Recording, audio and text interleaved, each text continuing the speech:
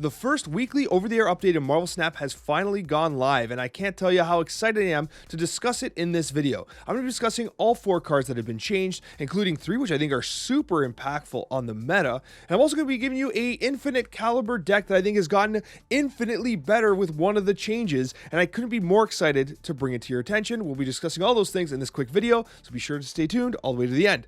Let's get started. Now, the first thing is Shayna. Shayna is one of those cards that even on the Snapchat with Cozy, I've talked about how, like, I really like Shayna as a design.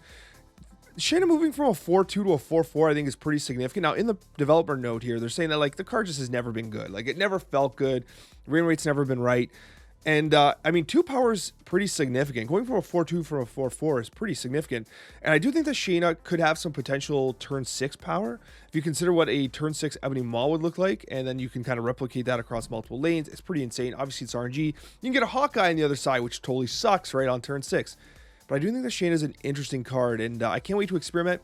Naturally, this is a Series 4 card, but what's interesting about this change is it's getting a buff as it moves into Pool 3. It's very likely that this card's going to be dropping down next month with a Series drop, so I do like the idea that Shayna has been targeted before that drop.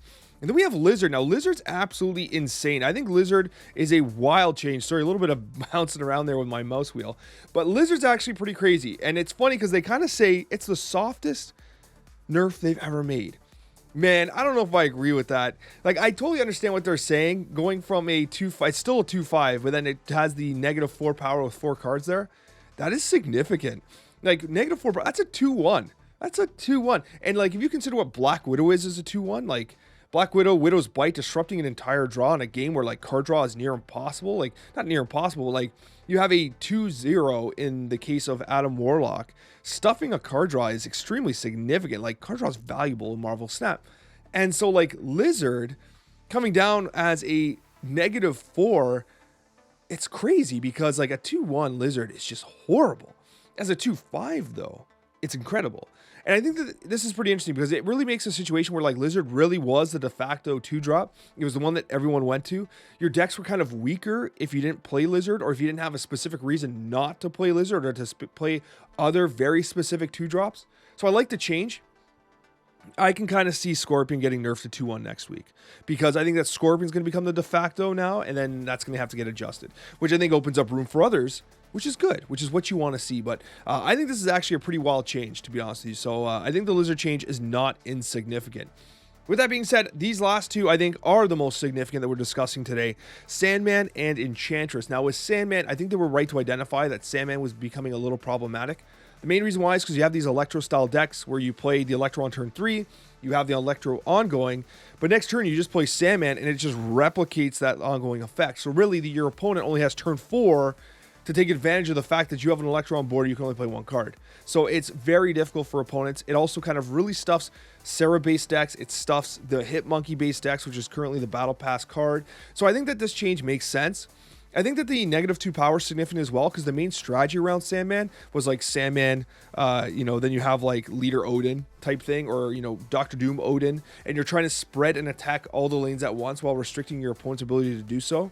If you consider that the Doom bots are 5s and Dr. Doom itself is a 5, that 2 power off the top of Sandman I think is pretty significant. First of all, it gives you some counterplay with Cosmo if you're able to, as the opponent, to gain initiative on an Electro player, right? That's kind of a gamble, but still it's a thing.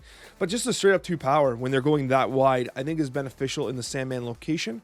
So I do think that ultimately this is a good change. Sandman, if it's a prevalent card in the meta, I think is a bad thing, because it's a card game where you want to play cards, and Sandman says no, you only get to play 1, which can be extremely frustrating. So I think this is a good change. Now, Enchantress, I think, is a wild change. This is a huge change. I think of all of these, like Sandman, it's going to affect the Sandman ramp list 100%. But I do think that the Enchantress change is going to completely change the meta in multiple ways. I think this is by far the most significant change.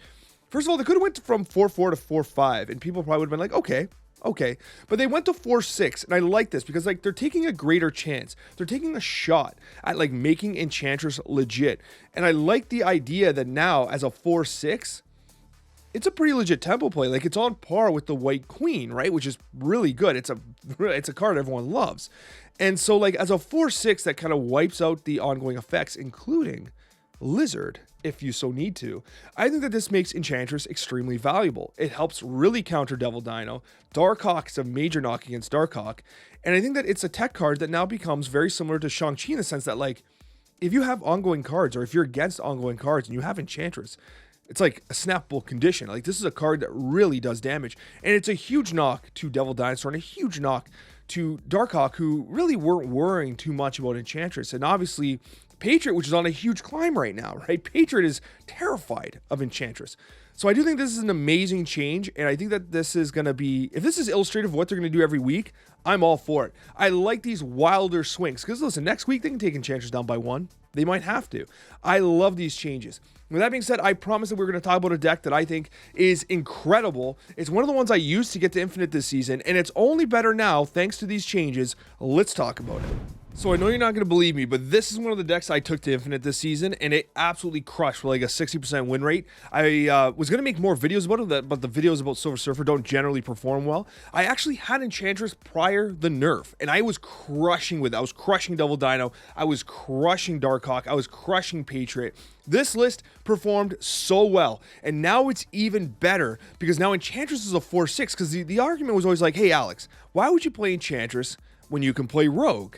And I get it, right? But like when you rogue a Darkhawk, like I'm not pumping their deck with rocks and stuff. Like I don't really get too much value. But Enchantress is a 4/6. Even if I hit Rogue with a Wonged Silver Surfer, it's still just a 3/5. So like generally it's gonna be a 3/3. So like the 4/6 Enchantress on turn 4, which does not have a natural play on the Silver Surfer. Like you can play Maria Hill to get a better turn 4.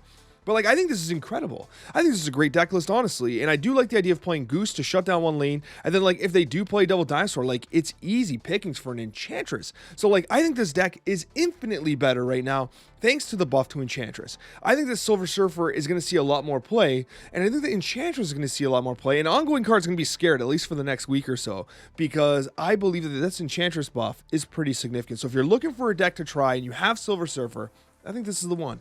Thanks for watching, guys. I got another video for you down below if you're interested in seeing more Marvel Snap content. As always, thank you for pressing the like button. It really does support this channel, the videos, and everything that I do. I appreciate you guys so much, and we'll see you in that next Marvel Snap video.